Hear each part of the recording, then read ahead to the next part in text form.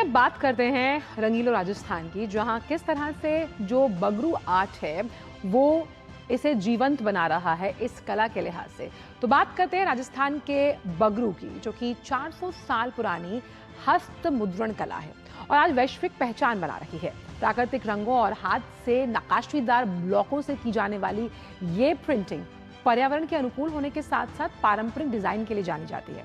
2012 में GI tag और उसके साथ साथ वोकल फॉर लोकल जैसे जो अभियान है उसके तहत प्रधानमंत्री नरेंद्र मोदी की पहल से इसे बढ़ावा मिला और बगरू की जो दाबू तकनीक है ना सिर्फ ये खास है बल्कि महिलाओं को रोजगार भी दे रही है और सशक्त बना रही है, आर्थिक धुरी बन रही है। बगरू प्रिंट विरासत से विकास का जो मार्ग है वो प्रशस्त करती है, उसका एक सशक्त प्रतीक है। देखिए रिपोर्ट के जरिए। बगरू हस्त मुद्रण सिर्फ एक शिल्प नहीं बल्कि राजस्थान की जीवंत सांस्कृतिक धरोहर है। ये कला पीढ़ियों से धैर्य, साधना और रचनात्मकता का प्रतीक रही है। आज इस प्रसिद्ध परंपरा को जीवंत रखते हुए आगे बढ़ा रहे हैं राम किशोर छीपा, जो पारंपरिक शिल्प को वैश्विक स्तर पर ले जा रहे हैं।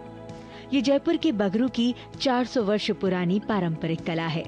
पहले कपड़े की धुलाई और रंगाई की जाती है, फिर इसमें प्राकृतिक रंगों और हाथ से नक्काशीदार लकड़ी के ब्लॉकों का उपयोग करके कपड़ों पर छपाई की जाती है।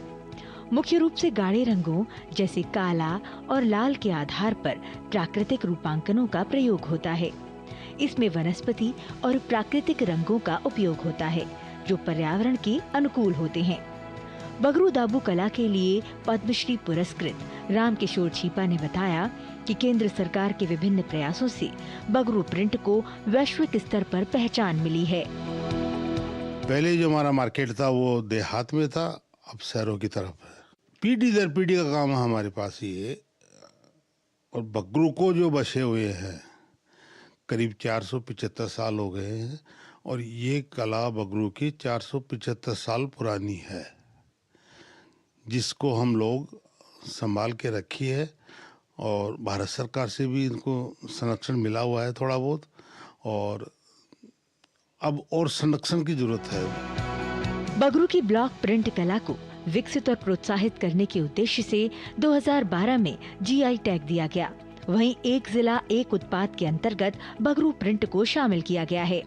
बगरू विधायक कैलाश वर्मा ने बताया कि वोकल फॉर लोकल के पीएम मोदी के विजन के अंतर्गत बगरू प्रिंट की विरासत को और विकसित करने के निरंतर प्रयास किए जा रहे हैं। जिस तरीके से केंद्र सरकार की योजना है विश्वकर्मा योजना, उसके अंदर हमारी राज्य सरकार भी उसको बढ़ावा देते हुए आगे बढ़ाना चाहती है।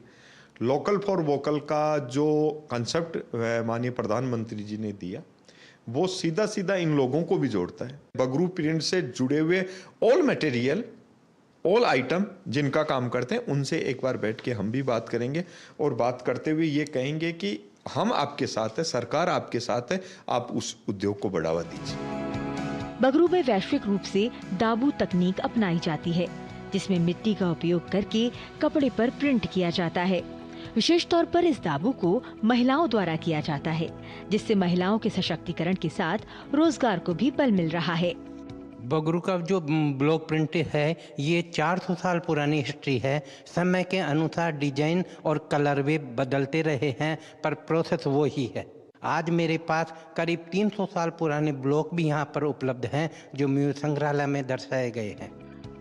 आज प्रधानमंत्री नरेंद्र मोदी के वोकल फॉर लोकल संकल्पना के माध्यम से बगरू प्रिंट को वैश्विक स्तर पर पहचान मिली है। वहीं पीएम विश्वकर्मा सहित विभिन्न योजनाओं से कारीगरों को भी सशक्त करने का काम किया जा रहा है। बगरू हस्त मुद्रण केवल एक शिल्प कला नहीं बल्कि विकास के साथ विरासत की भी कहानी है। तो बगरू प्रिंट अब एक ग्लोबल पहचान है, जहां 400 साल पुरानी कला को जीवंत किया जा रहा है। जैसे वोकल फॉर लोकल से कैसे ये जो बगरू प्रिंट है वो ग्लोबल हुआ, क्योंकि जीआई टैग के साथ बगरू प्रिंट को एक नई उड़ान मिली है, क्योंकि ये परंपरा, पर्यावरण, प्रगति जो है वो बगरू की पहचान है। और इसी पर बात करने के लिए लक्ष्य आर्या जो हैं वो इस वक्त जयपुर से जुड़ गए हैं। लक्ष्य, किस तरह से विकास, विरासत और पारंपरिक कला को जीवंत करते हुए बगरू कला जो है वो ग्लोबली अपने आप को स्थापित कर रही है? बिल्कुल सही कहा आंचल आपने। जिस प्रकार से जो प्रधानमंत्री नरेंद्र मोदी की जो संकल्पना है वोकल फॉर लोकल की, साथ साथ में विकास के साथ में जो विरासत है उसको भी संजोया जाए, परंपरा को आगे आने वाली पीढ़ियों के लिए उसको न केवल विकसित किया जाए बल्कि पीढ़ी के लिए उसको प्रोत्साहित भी किया जाए। ऐसा ही जो उदाहरण है वो बगरू प्रिंट का है। लगभग 500 साल पुरानी जो कला है आज वैश्विक स्तर पे अपनी एक नई पहचान बना रही है। जहां हम विकसित भारत की बात कर रहे हैं, भारत के विश्वगुरु बनने की बात कर रहे हैं, वहीं संस्कृति और परंपरा के साथ में जो हस्तशिल्प है उसमें भी भारत और राजस्थान की हस्तकला का बोलबाला पूरे विश्व में है। आज जो बगरू प्रिंट है आंचल, उसके विभिन्न उत्पाद बनाए जाते हैं और विभिन्न देशों में उसको भेजा जाता है, बेचा जाता है। परंतु जो अहम बात है, वोकल फॉर लोकल और विश्वकर्मा योजना के माध्यम से बीते सालों में न केवल इस कला को लुप्त होने से बचाने के प्रयास किए जा रहे हैं बल्कि साथ साथ जो आने वाली पीढ़ी है उनको भी इसके लिए प्रशिक्षित करने के प्रयास राज्य और केंद्र सरकार के आपसी समन्वय के साथ में अब बड़ी मजबूती के साथ किए जा रहे हैं।